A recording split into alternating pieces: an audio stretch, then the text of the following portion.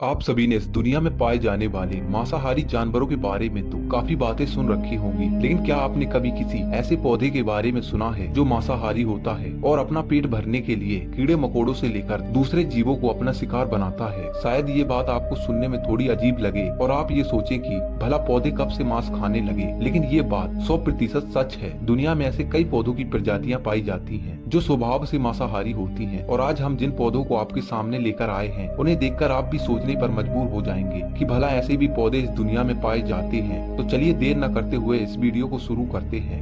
Number 5, नेपेंथस। नेपेंथस एक ऐसा पौधा है जो आमतौर पर साउथ ईस्ट एशिया और इंडिया में देखने को मिल जाता है। इस पौधे की बनावट बाकी सभी पौधों से काफी अलग होती है और इसकी यही खासियत इसे सबसे अलग बनाती है। दरअसल ये दिखने में किसी कप या सुराही की तरह होता है जो छोटे मोटे कीड़ों को अपनी तरफ आकर्षित करता है। जब इसके आसपास घूमने वाले जीव जंतु इसके पास आते हैं तो वह इसके मुंह के अंदर गिर जाते हैं, जिसके बाद उनका निकलना मुश्किल ही नहीं नामुमकिन हो जाता है, क्योंकि इस पौधे के अंदर की त्वचा काफी चिकनाई वाली होती है और इस कारण बेचारे जीव वापस बाहर नहीं आ पाते। इसके साथ ही ये पौधा उस जीव को पचाकर अपना पेट भर लेता है। वैसे आपको जानकर आश्चर्य होगा कि नेपेंथस को मंकी कप के नाम से भी जाना जाता है, क्योंकि ऐसे इलाके में रहने वाले बंदरों को इन पौधों से पानी पीने की आदत होती है। नंबर 6, सैंड्यूस। सैंड्यूस पौधे की बनावट देखकर आप सोच रहे होंगे कि भला इतना सुंदर दिखने वाला पौधा कैसे किसी मासूम जीव की जान ले सकता है, लेकिन जब आप खुद इसके कारनामे देखेंगे तो आपकी भी आंखें खुली रह जाएंगी। सैंड्यूस एक तरह के फ्लाइंग पेपर पौधे होते हैं जो अपने पत्तों पर मौजूद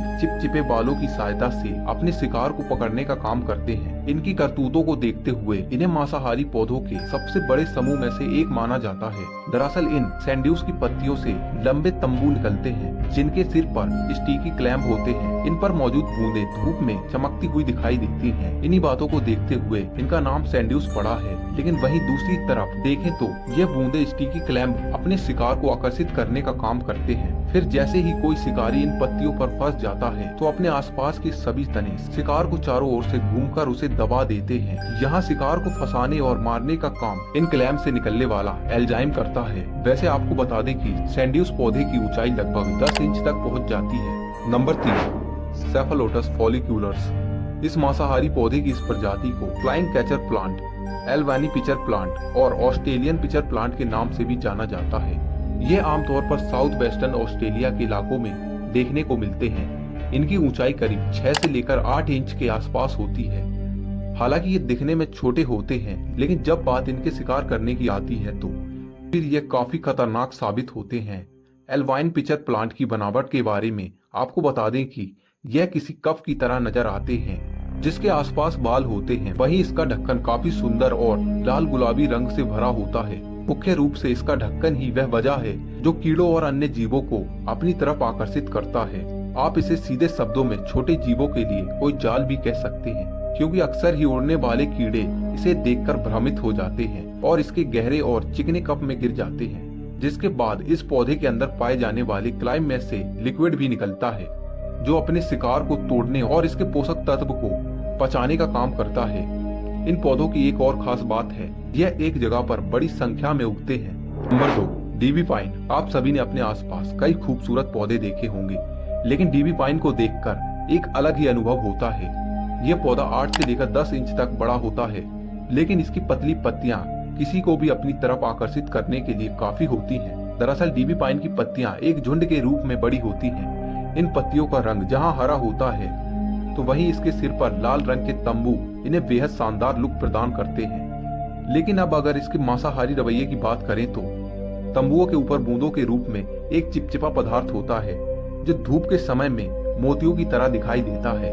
इसके अलावा इनमें से एक महक भी आती है जिसे सूंघकर कीट पतंगे इसके पास पहुंच जाते हैं, लेकिन वह जैसे ही इसके संपर्क में आते हैं तो वहीं चिपक जाते हैं और जब खुद को छुड़ाने की कोशिश करते हैं तो और चिपकते चले जाते हैं। आखिर में इस पौधे को जब शिकार का सही समय लगता है तो यह अपनी पत्तियों को गोल करके बंद कर लेता है और अपने शिकार को वही मार देता है, जिसके बाद पत्तियां अपने जाइम की मदद से कीट को पचा लेती हैं।